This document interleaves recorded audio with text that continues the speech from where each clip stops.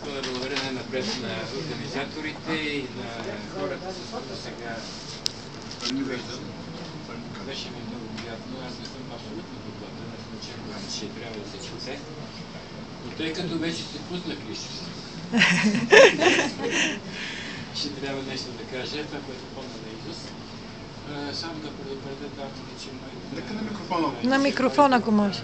Моите неща не бих нарекал поезия. Не съм с такава степен обсебен това изкуство. Но те са една контртеза на така наречената феминистка. То някой трябва да ни го върне. Две неща, може би са един момент, където той може би е прекалено силно.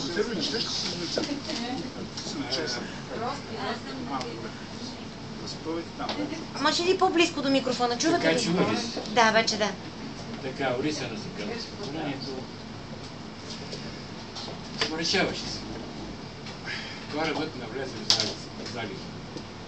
Към пристана Бреда посочи капитана.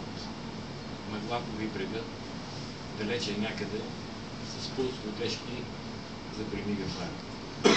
А зад гърба на посрещачите една жена се вглеждаше на своя мил мека бръг, с изжаден взор, но с тъга изтръпнала по спомена за тялото друг.